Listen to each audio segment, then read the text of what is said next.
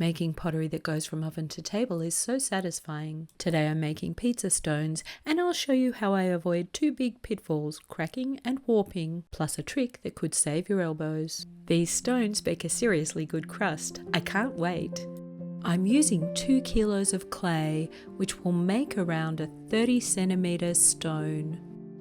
My clay is really soft. I want to be able to move the clay around easily.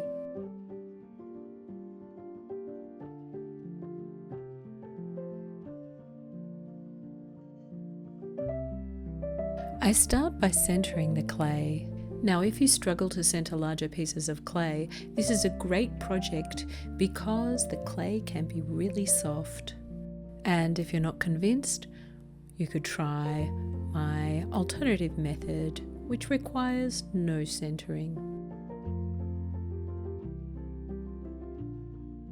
Great, so my clay is now centered and I can start to flatten out the clay.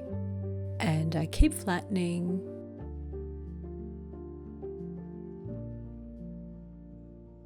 And then flatten some more.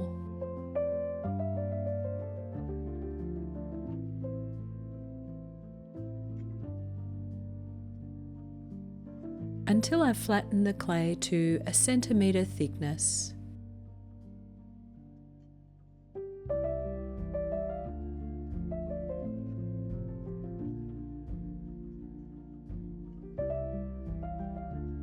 And now I'm going to compress the clay. I'm using my flexible rib, but any rib will work. And now I have a beautiful flat clay canvas. And of course, I find that hard to resist. I'm going to add a swirl.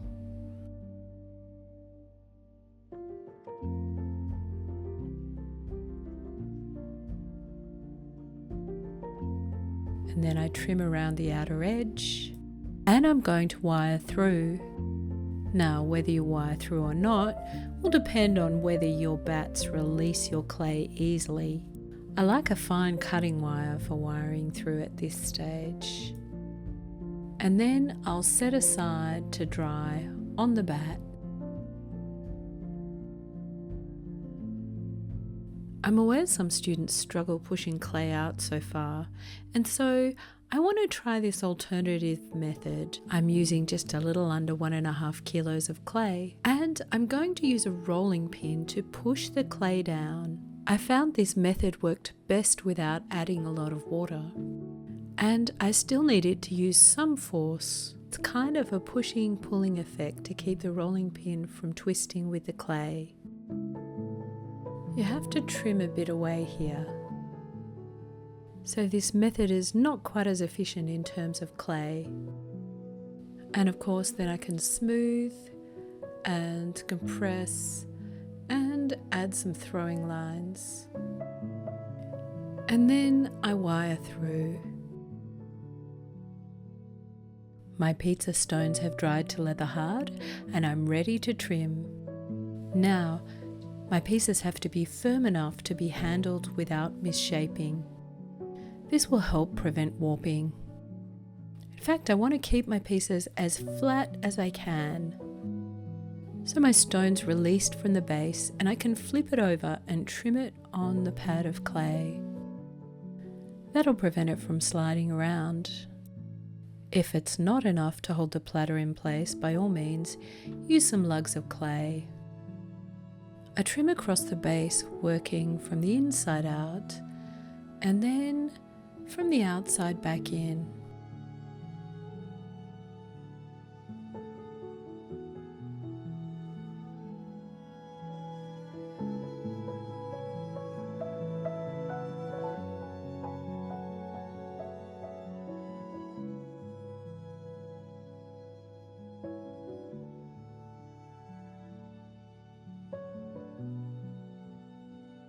I also trim a little around the outside to tidy up that outer edge.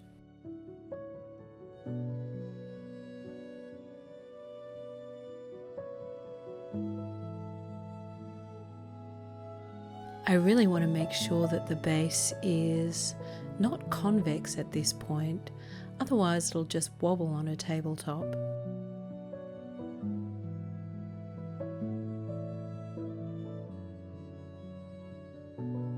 And then I use a flexible rib to compress the base. For me, this has been the most important step in avoiding cracking. So I take my time with this step.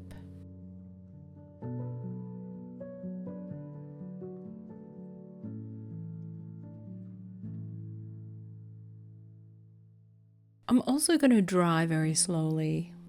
If necessary, I cover lightly and flip the platters as they dry. To move my platters around the studio, I place them on a clean bat. This minimizes stress when moving them around. And now I dry completely, and then I bisque fire. So it's time to glaze. And I pour my glaze. Now, many stones aren't glazed, so not strictly necessary, but if you do glaze, make sure you use a food-safe glaze that fits with your clay. Great, now all I need to do is clean around the base carefully.